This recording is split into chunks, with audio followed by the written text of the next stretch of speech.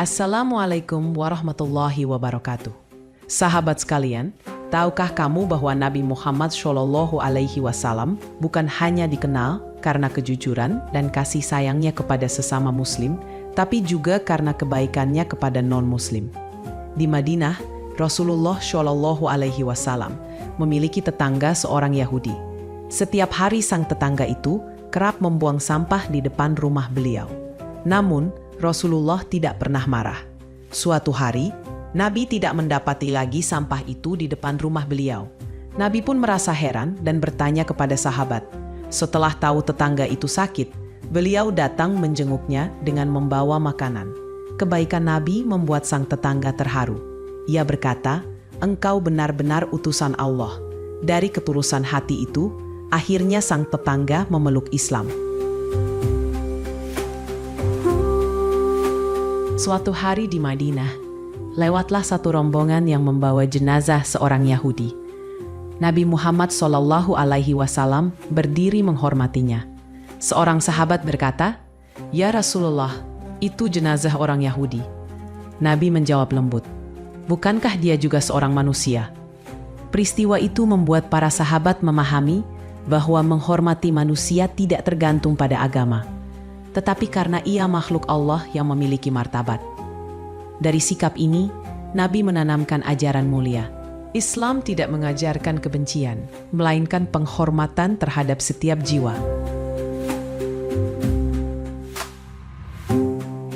Setelah hijrah ke Madinah, Rasulullah SAW membuat Piagam Madinah, sebuah perjanjian antara kaum Muslim, Yahudi, dan suku-suku lainnya. Dalam perjanjian itu, kebebasan beragama dijamin dan keamanan hidup berdampingan. Nabi tidak memaksa siapapun masuk Islam.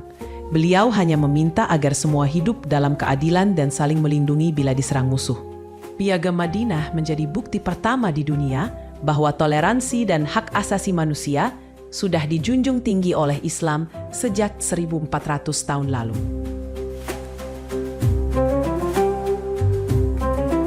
Suatu ketika, datang rombongan kaum Nasrani dari Najran untuk berdialog tentang keimanan. Nabi Muhammad SAW menyambut mereka di masjid dengan penuh keramahan. Saat waktu ibadah mereka tiba, para tamu meminta izin untuk berdoa di dalam masjid. Rasulullah mengizinkannya. Bayangkan, Nabi memberikan kebebasan itu di dalam rumah ibadah umat Islam. Sungguh, beliau memahami makna sejati toleransi dan menghormati perbedaan keyakinan tanpa memusuhi. Dialog berlangsung damai, penuh hikmah, dan menjadi contoh etika berdiskusi dalam Islam. Suatu hari, Rasulullah melihat seorang non-muslim yang tua dan buta meminta-minta di pinggir jalan. Tanpa ragu, beliau memberikan makanan dan uang. Beberapa hari kemudian, ketika orang itu tahu bahwa yang menolongnya adalah Nabi, yang selama ini difitnah dan dicaci maki oleh kaumnya, ia menangis dan berkata, "Seandainya semua umatmu seperti engkau, niscaya dunia ini damai." Nabi tidak membalas kebencian dengan kemarahan. Beliau mengajarkan bahwa kasih sayang sejati tak mengenal batas agama.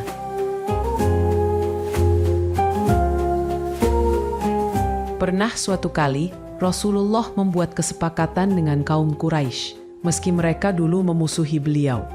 Dalam perjanjian Hudaybiyah, Nabi menepati setiap janji walau terasa berat bagi pihak Muslim. Ketika ada pengkhianatan, beliau tetap memilih sabar dan menyelesaikannya dengan diplomasi, bukan dendam. Sikap ini mengajarkan bahwa kejujuran dan menepati janji adalah bentuk penghormatan terhadap semua manusia, termasuk non-Muslim. Keadilan Nabi menjadikan banyak orang Quraisy akhirnya memeluk Islam dengan hati, bukan paksaan.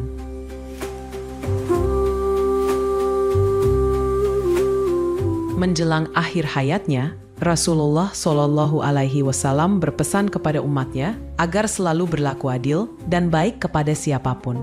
Beliau bersabda, "Barang siapa menyakiti orang zimmi atau non-muslim yang hidup damai dengan muslim, maka aku menjadi lawannya di hari kiamat." Pesan itu menunjukkan betapa Islam menjunjung tinggi hak setiap manusia. Sahabat sekalian, Semoga kisah ini mengajarkan kita bahwa dakwah terbaik bukan dengan kata-kata keras, tapi dengan akhlak mulia sebagaimana dicontohkan Rasulullah Shallallahu Alaihi Wasallam. Wassalamualaikum warahmatullahi wabarakatuh.